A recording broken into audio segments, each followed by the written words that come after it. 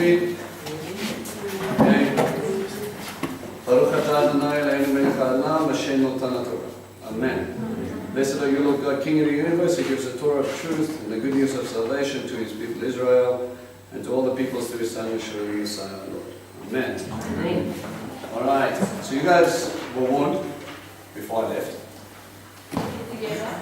Yes, no need to get together for Shabbat and nice things. I look forward to hearing stories about such things. And you will also forewarn to, when I come back, that you will be teaching me about Pesach. Right? You have done research, you have looked through stuff, you have been educated. Why? Because many of you are going to run your seders at your house for the first time. So, we've got 2 weekends.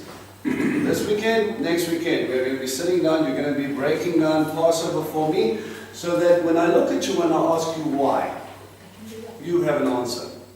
This is not for me, I already know why I celebrate Pesach. I already know all the links between the Old and the New Testament. But when people come to you in your house and then they look at you and they're going, yeah, but this doesn't make sense. It is your responsibility to help make sense of it for them. Okay? The instruction, the mitzvah, is that you will go into your house and the blood was painted on your doorpost. And if you didn't have enough people, if you were only 2, you would have joined with the neighbors and you would share the lamb and you would go through this meal. They knew why they were doing it. It's time for you guys to realize what you're doing. Why would you want to do it? What is the different pictures? And we're going to look at different readings today about how everything falls in line. So what I want to do is I want to try and get through, because many of you have done this before, okay? Many of you haven't, so if we go a little bit fast, just shut, okay? I want to look at the pictures of the Old Testament, and then I want you to correlate those pictures in the New Testament, so that next week, about halfway through our session, I can stop and we can take out a Haggadah.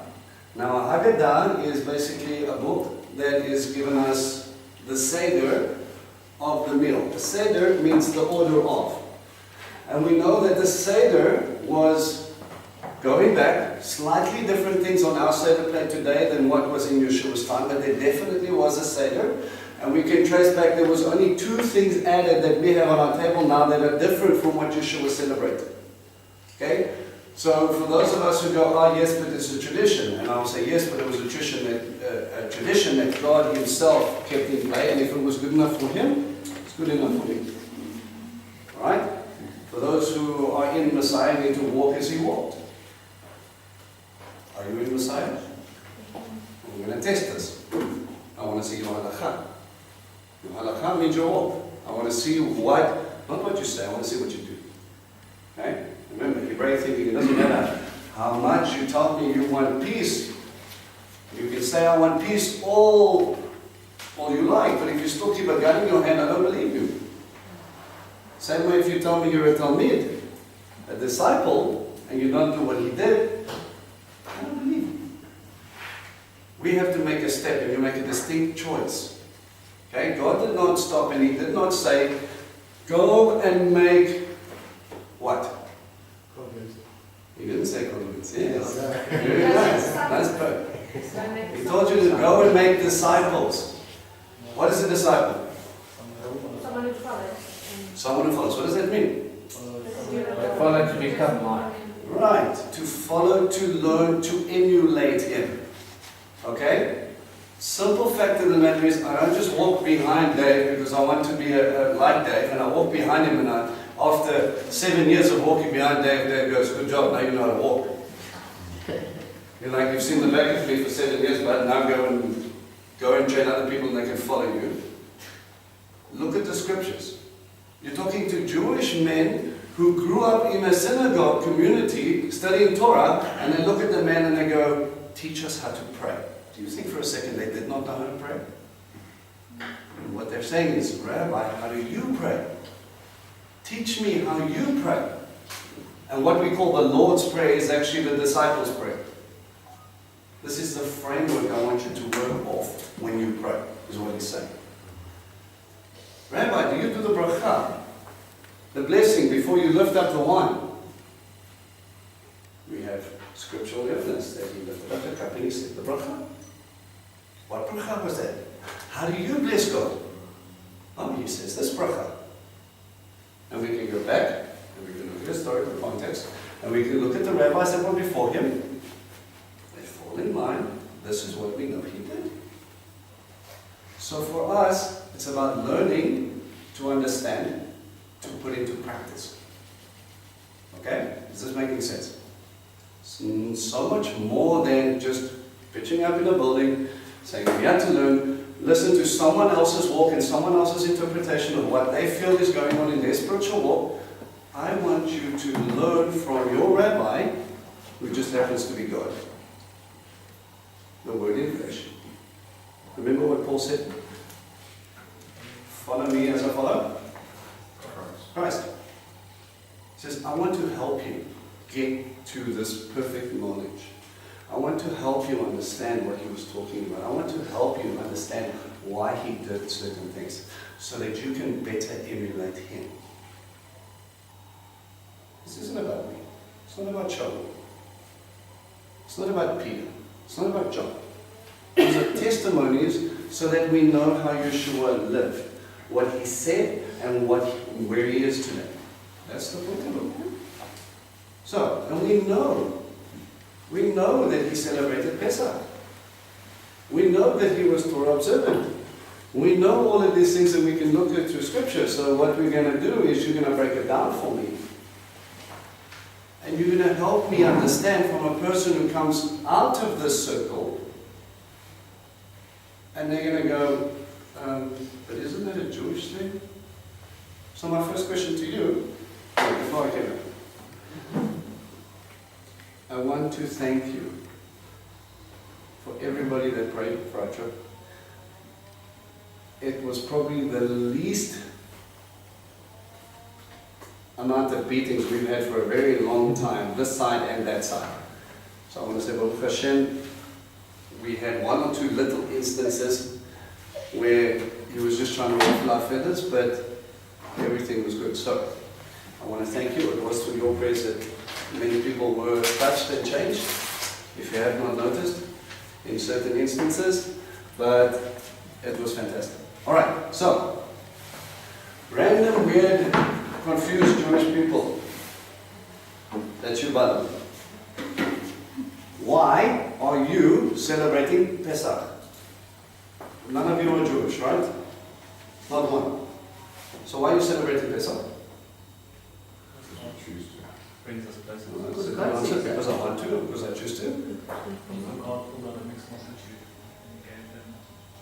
You elaborate? It was to all that wanted to separate. Where was the mixed multitude? Well, in Sinai, when they left, it was a mixed multitude.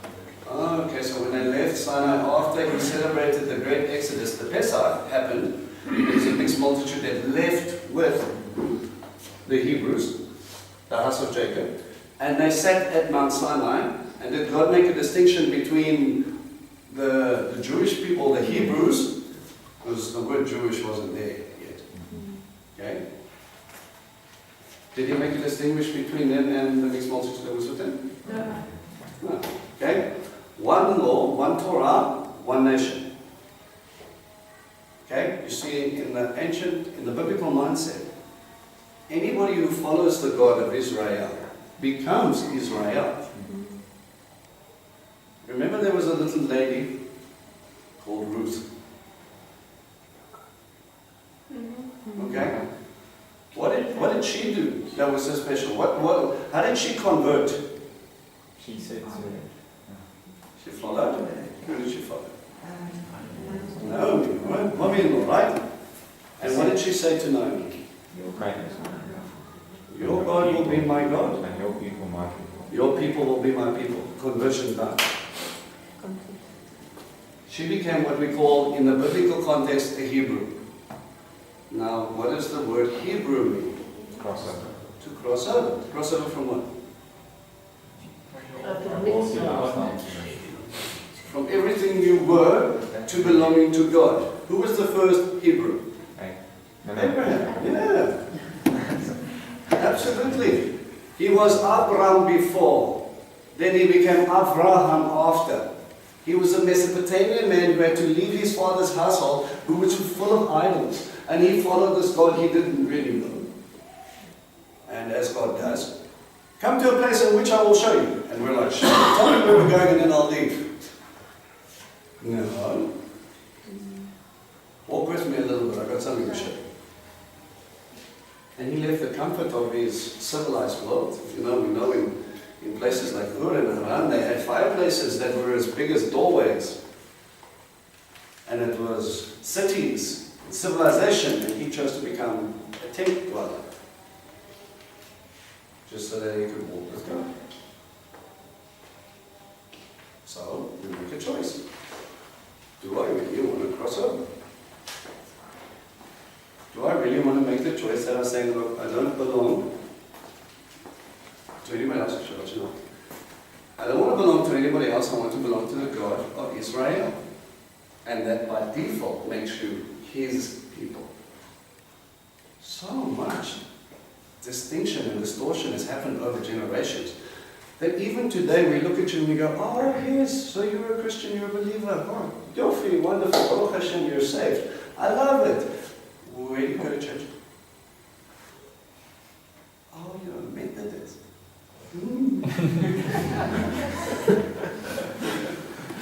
You're Catholic. Oh, okay. That's Reformed. Oh, okay, yes. Okay.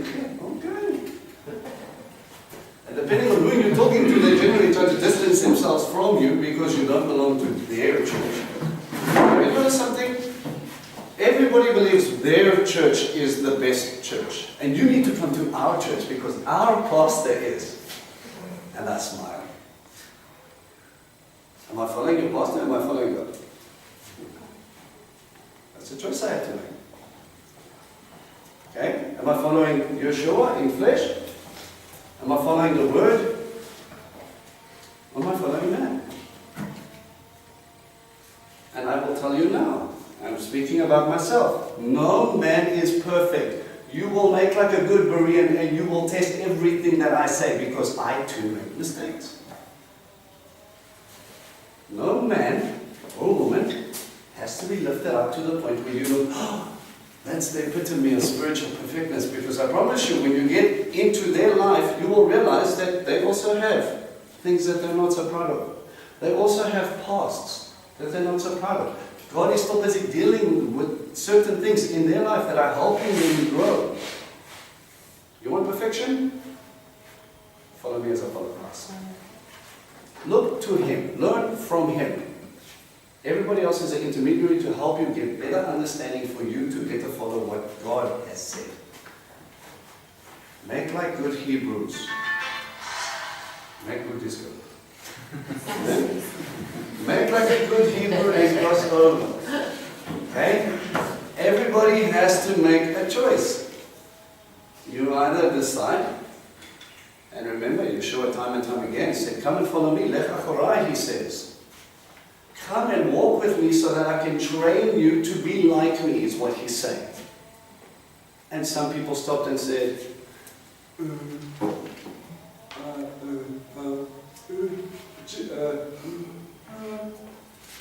let's think of one excuse. One that's commonly misinterpreted. Let me go and bury my father first. And immediately we think, insensitive. This Yeshua person just walked up to a funeral procession and said, hey, Boyki, let's move, come, don't worry about that coffin. Let's just go and make hay. Yeah, he says, let the dead bury their own dead. I'm like, there's a bunch of zombies walking around now, I do not understand.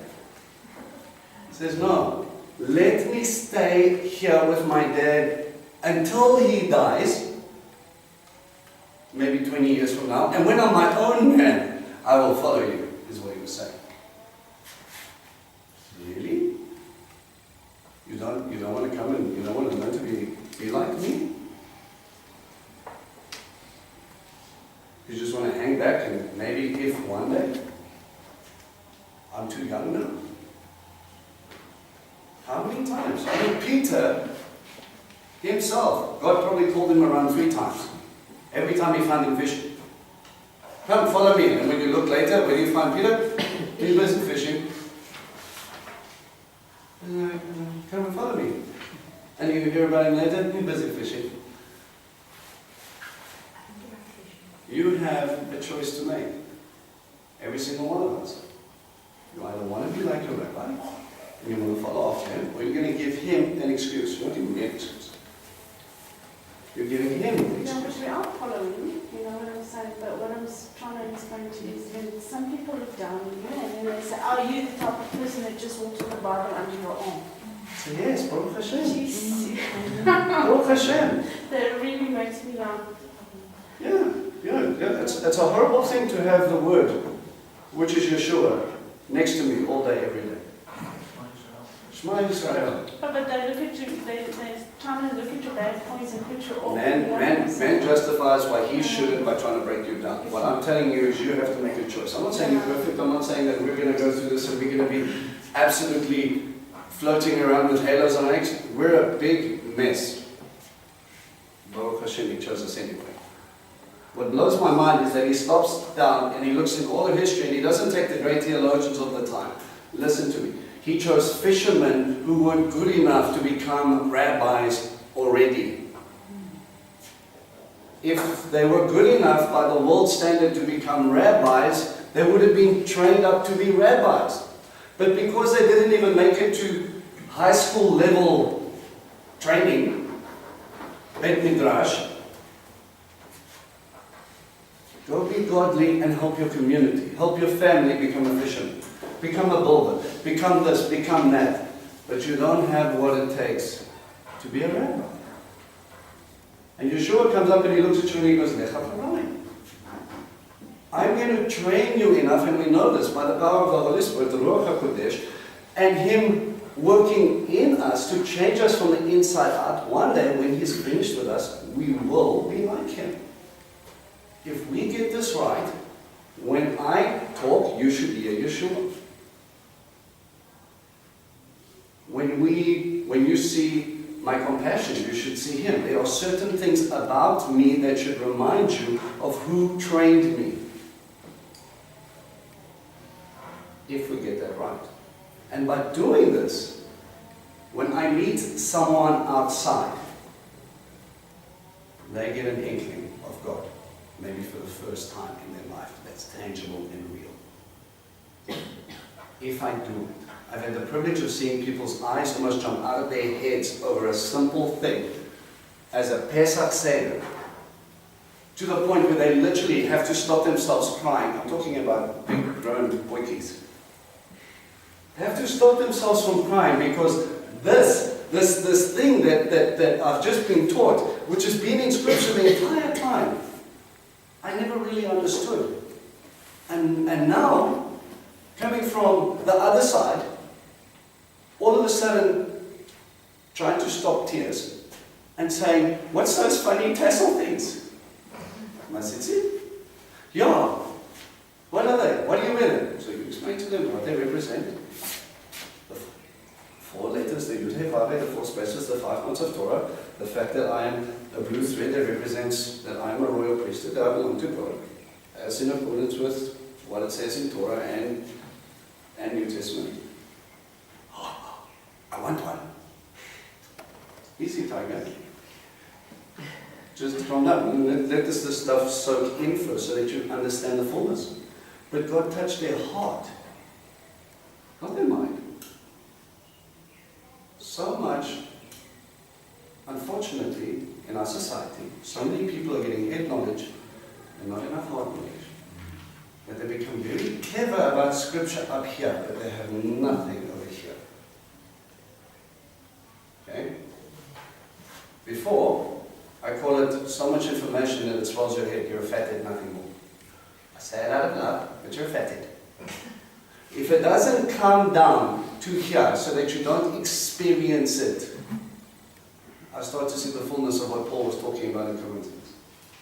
If you do not have love, if it's all intellect and there's no heart, you're nothing but noise. You're a clanging brass and a sounding cymbal. He had to deal with those people in his entire mind. Understand, in Jewish households, they will sit and they will discuss the nuances of Shabbat to the point that they will not flick a switch because they fear that it is breaking a mitzvah that we are not to create because God rested from creating. So therefore I will not create light. So I will sit in darkness rather to flick a switch. But they've got no problem marching downstairs to another Jewish guy and saying, it's dark in my house. And they'll wait. And then he will go upstairs knowing this is secret code for please come switch on the light. Blink, switch on the light and he goes back downstairs. It becomes so intellectual that you forget it's about resting in Him. To keep Shabbat is acknowledging the Creator because you are resting in His creation. It's not about flicking a light switch. Too much knowledge and no heart makes broken. If the biggest thing that Yeshua came down to do was not to teach them Torah, they knew it. Backwards. Is to break down the traditions that became higher than God's instruction and put the heart back in place. You've heard it said, but I will say to you, oh, you haven't committed adultery, but you sit lusting in your mind about your neighbor's wife. Do you think that's okay? Because it starts with the eyes and then it gets entertained in the mind. And if it entertains in the mind, it makes the heart fraught. And if your heart is fraught, how do you think not laying a hand on it? Dude, you've done it already. If you think about it long enough, it's going to turn into action. He didn't take away the do not commit adultery. He said it starts long before you realize this is not just about the physical act. Okay? Time and time again, and this is what we're going to need to do. We're going to put Pesach back in its heart framework. I'm not here to teach you a bunch of scripture and verses. You can go and look it up yourself. I'm here to give you the heart of what happened. That, please, that's what you take. That's what you give to people, God's heart on a plate. And when you do that, it's not an intellectual debate about, we should do this, why shouldn't we do this? Yes, but it says this verse and that verse and that verse. And we take verses out of context and we throw it at each other until we get to a point where it just cuts everybody down. People ask me all the time, why do you do that? Because I want to. I don't have to justify it with a verse. I know the verses. Because I love God and it brings me joy. And if He said it, it's a mitzvah, and a mitzvah has a connotation, and it says it brings a smile to His face when I do it. So by doing this, I make Him happy. So I love God and I do it. Yeah, but you don't have to. Yeah, but I want to. And then they look at you all confused like. Because it's got nothing about, you don't even have to get down to the point of, yes, but it says in this verse and that verse. Just show them your heart. But you just say, are you doing it for salvation? Sorry for them. No, I'm not. I'm doing it out of love. And I smile. You know? You walk past your wife and you give her a foot rub. That's just because you want something. You want to go out and spend time with the boys, don't you? You brought flowers home. You see? No, I do it because I love you. It's that same sort of backwards thinking that gets us into trouble. Here, I've made you a cup of tea. Why? Now it's that logic that we apply to God. You're doing this for something, you're not doing it just out of love. We need to change that. Okay? So, Pesach. Hopefully you sort of understand my heart about what's going on here. Okay, Abraham makes a nation. Okay? Through his seed and his descendants, God promises him some things. What does He promise Abraham? On the seashore of the stars in the sky. Alright? And then He says, okay, I'll give you descendants. And He says, Baruch Hashem, yes, I'm going to have a family. That promise. What else? Doesn't He also say that that his lineage will be the Messiah? He says he will have the lineage of the kings. And what else does He promise? Lost the land. Well, the promised land, yeah. And? He promises no. Well, the promised land, He says, I'll give you a land, and then He doesn't walk the sections of the land, so He doesn't get the land. That's one of the promises. What else? So he's gonna be God. Ah, see, The prophecy of offspring is many as the stars. yeah, as it says, stars in the sky and sand in the seashore. Okay? And he also promises him, he gives him a land to which he will show him. And his descendants will dwell there. But the crux of this entire matter, the reason this man got a flintstone and he lined up 313 of his male servants and his boys, and then he got someone, or he circumcised himself, by the way, make my eyes water. And he got all of these people and he says, we're going to have this little party because I had a discussion with my God. And he says, this will be a symbol, a covenant between us. I will be your God, you will be my people. And every great covenant, when you start looking at the covenant with Moshe, when you start looking at the covenant with David, when you start looking at what we call the new covenant in Jeremiah 31, they all end in the same thing. I will be your God, you will be my people. It's all the same covenant. It's all the wedding contract. It's all that ketubah. Okay? So he says to him, Abraham, through you and your seed, and we know that Isaac came, and then Jacob and Esau came, and then all of a sudden you pick up the story and they're sitting in Egypt. What happened? Why are they in Egypt? Because one of the Amorites. Well, God allowed. God has given the Amorites 400 years to turn back to Was it the Amorites or the Amalekites? America. Amalekites. Well, Give me a verse. Let's check.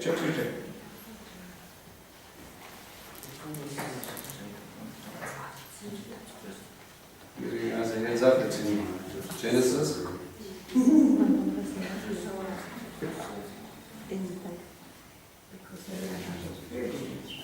Well, they do.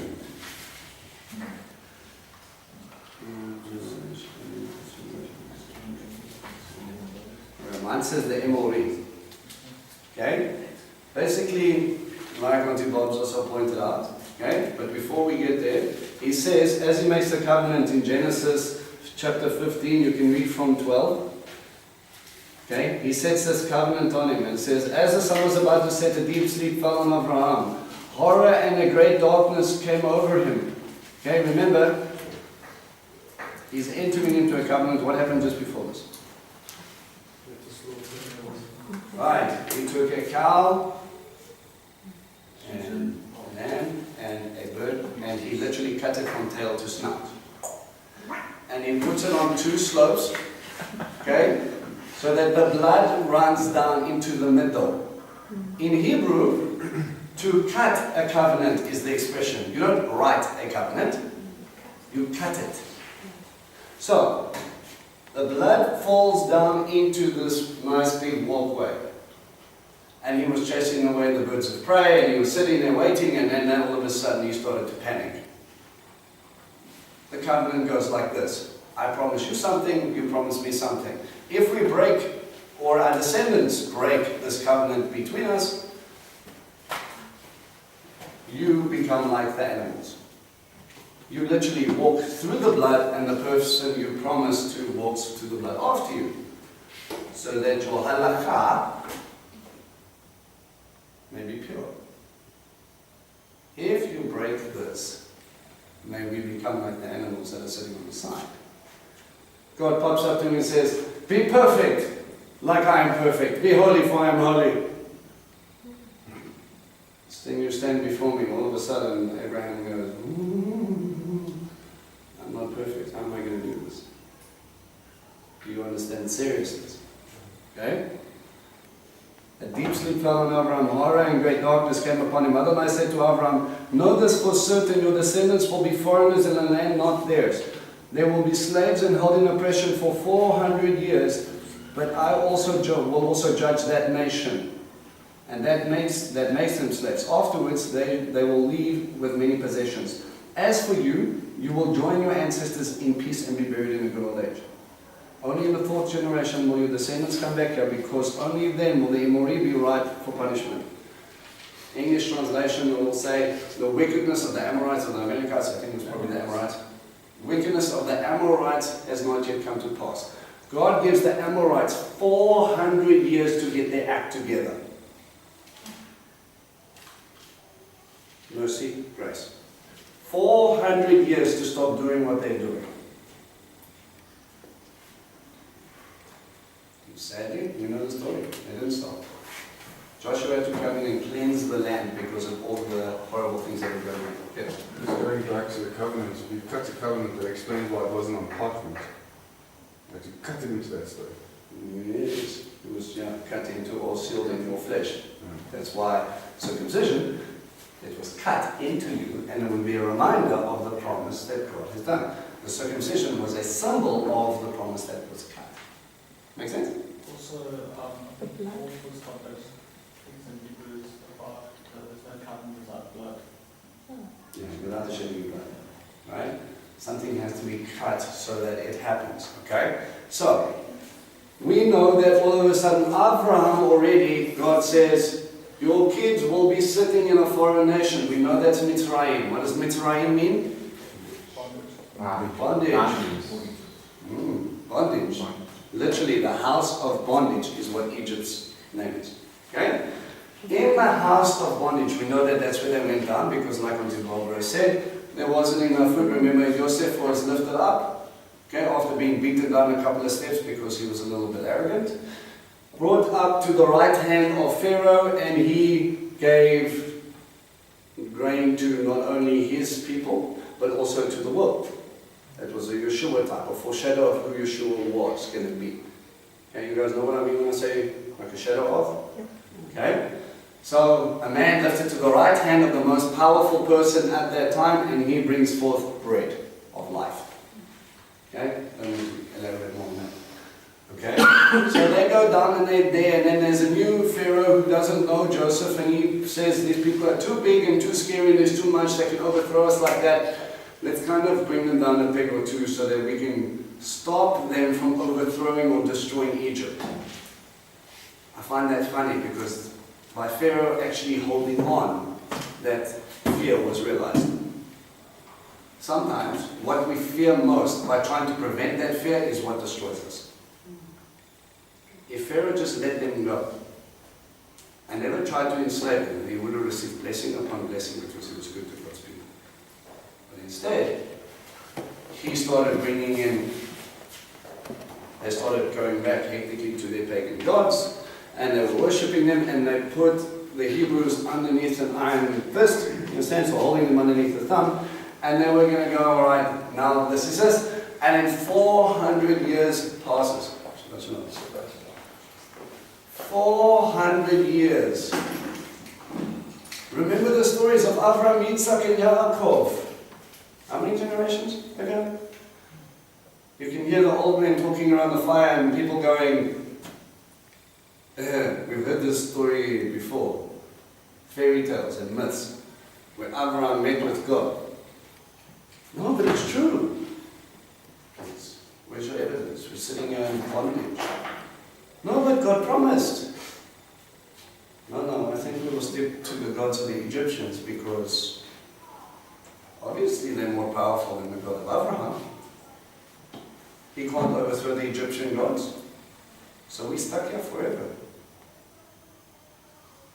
How many of you go through a time of testing and after 3 months start to doubt whether God is real or not? Hey, some of us it only takes a couple of days. Are you still here? Please write something in the sky just to remind me. 400 years? Silly little Hebrews, they have no faith.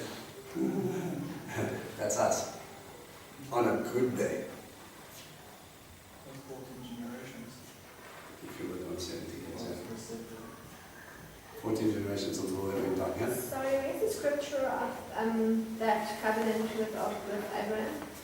With the cutting of Genesis 15. 15. Genesis 15 verse 12 starts. Okay?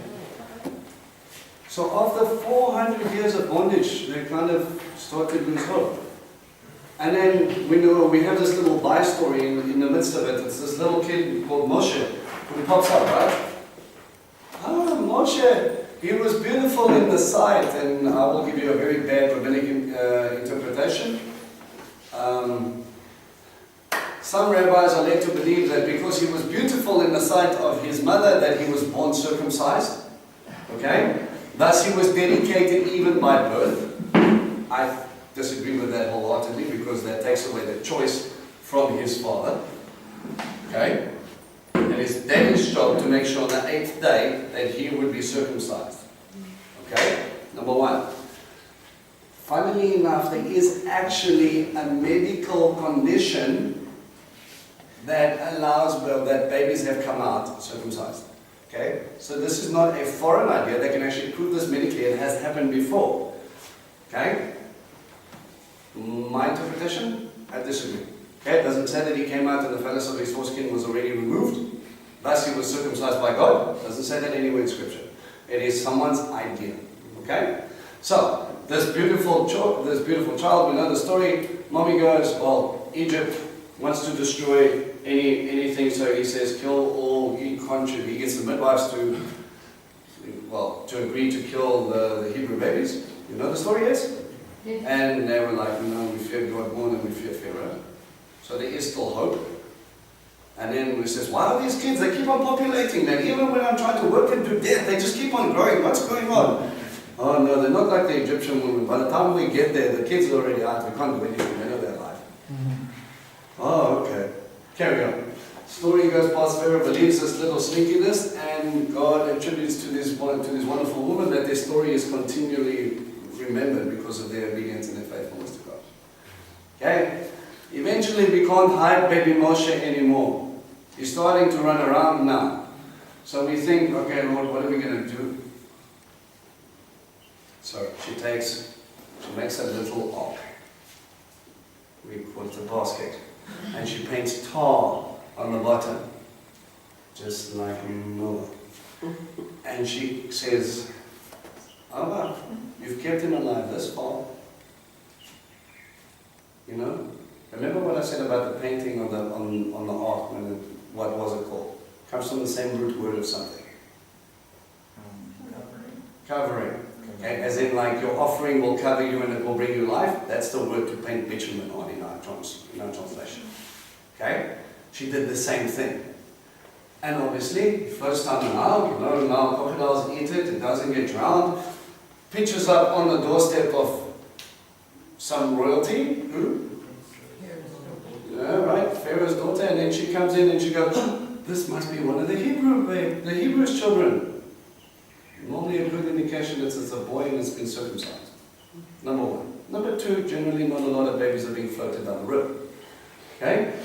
So we go, okay, we look at this and we think, wow, God, the Nile has brought me a gift. Remember, she was bathing. That doesn't mean they didn't have showers in Egypt. Okay? This isn't one of those stories where in come camera one lady. Wow. Bathing in the midst of everything and everybody. When there are people in the Niles, they are worshipping the Nile. The Nile has brought me a gift. Look, I will keep it. And then we know Moses' sister, Miriam, says, my lady, please, don't kill me, I want to talk to you. She's like, okay, you can approach. Surely you need someone to wean their child. Finished. I know someone. Oh, yes. Take it, bring it back when it's fully weaned. When Moshe was fully weaned, he was about how old? 6. Yeah, it was probably about more like between 5 and 7 years old. Okay? Yes, it's running around, it has teeth. And let's be less. 5 years old, they are historical, they say up to 7. I'm going to stick with 5 because it's kind of creepy. 5 years old, this little boy comes back. Now imagine what your kid knows by the time he's 5. Moshe, you have come back. God has protected you for a reason. Baruch Hashem, they're running around and everybody's having a happy dance. My son has returned. This boy has been kept alive for a reason. So let me give you another foreshadow. The man in power hears of something that is going to maybe, or by his fear of losing power, he tries to kill innocents. Enter New Testament, Herod the Great, after hearing from the Magi, who came looking for the King of Kings, kills every child under 2 years for fear he's going to lose his kingdom. Okay? They go, Moshe, you have been kept alive for a purpose. Remember when you go, God has saved you. You will save us. Maybe the prophecies, the stories with Abraham are real. God is going to take us. Surely it must be that time. How long have we been here? 400 years is coming. Yeah. A child saved by God. Who's going to save us? Again, foreshadows. And he goes back with his knowledge implanted at the back of his head. He gets raised up as a pharaoh. Well, in Pharaoh's household, raised up as a prince of Egypt. He gets taught warfare. He gets taught how to read and write. He gets taught about culture, medicine. He gets taught all of this. He's a highly educated man. And then he decides to go walk around by his people. And what does he see? Right, Egyptian beating another guy, and what happens? He gets upset. The injustice of this. How dare you talk to my family like this? He's a man, I'm going to destroy you. Cover.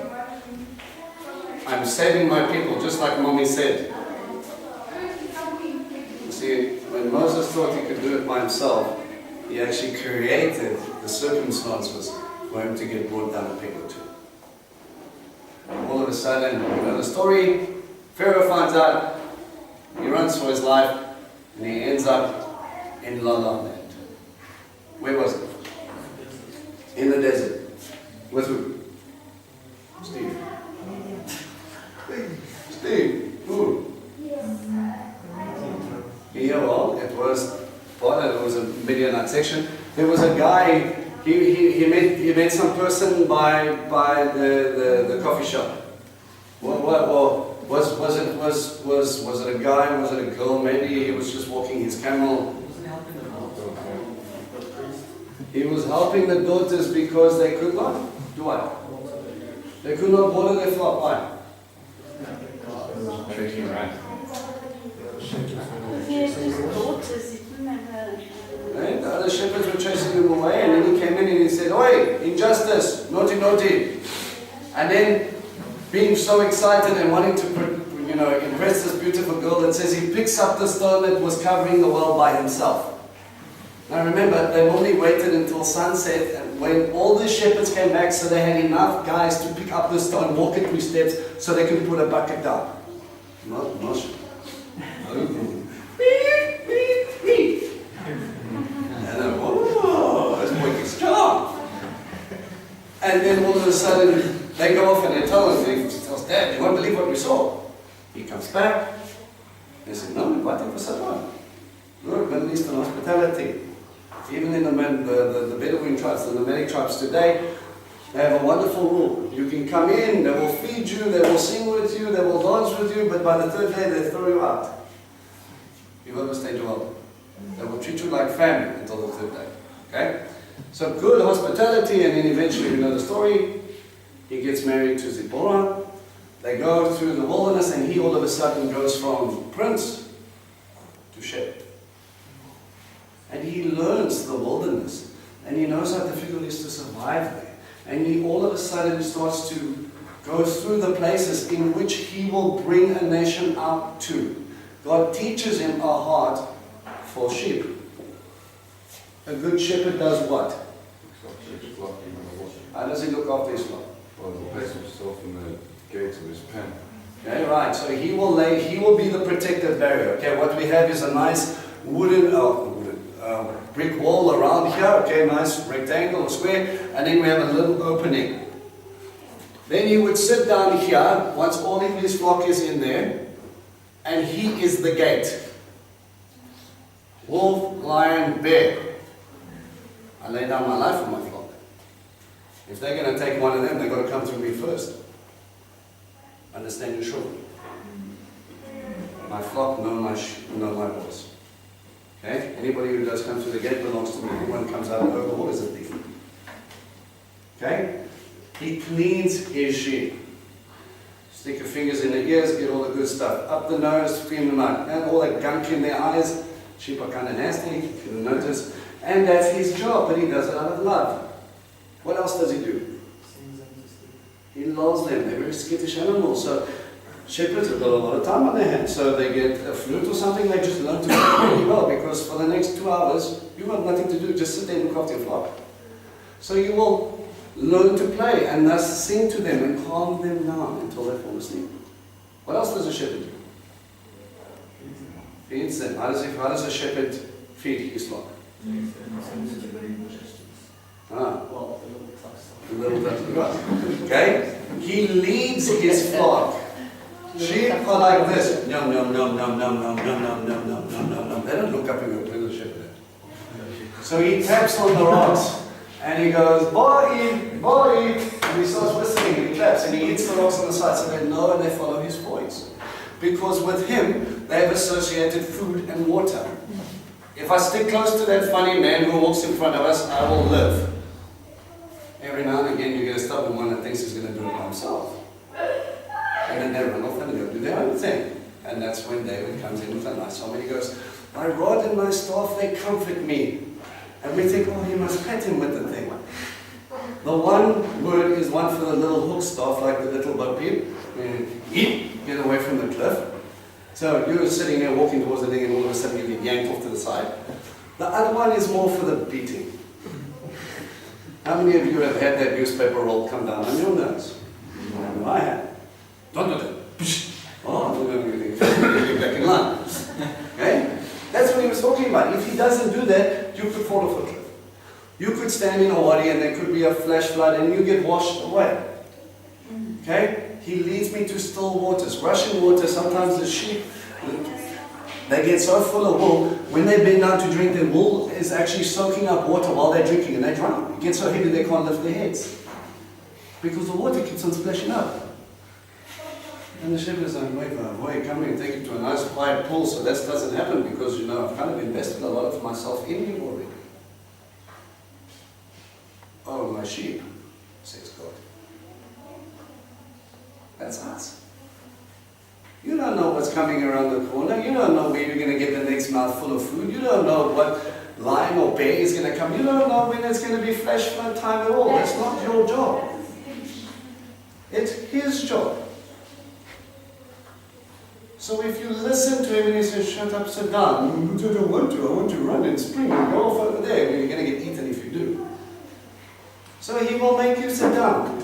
We've all seen the beautiful picture. It was in the one camp we was at a couple of years back with a shepherd carrying his lamb on his back. And you think, oh, that's so cute. Rewind a couple of, maybe a day before, he was busy breaking that lamb's leg. This thing was running off and it was leading other sheep along its own path because they just hear noise and they follow. So to save the flock, he would break the leg in such a way that it was a clean break so that it can be mended easy. Then he straps it and he puts it on his shoulders. Now how many of you want to carry around 13 kilograms on the back of your neck all day while leading a flock?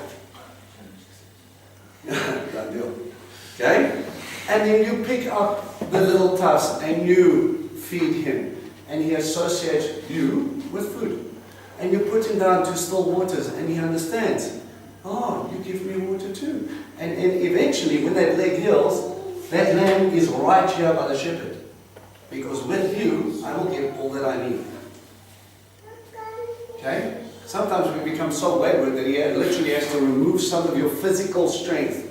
Take it out from underneath you. So that you can rely on him more, so you can associate it. Because otherwise, you're going to run off and jump off a cliff. And the sad thing is, you're going to take other people with you. You don't even realize. Stop and think that his love goes far beyond that what you understand. You just think he's being a party pooper and not letting you do what you want to do. But I know from my parents, if they thought what I wanted to do was going to hurt me, they wouldn't let me do it. So why don't I give God the same benefit of that?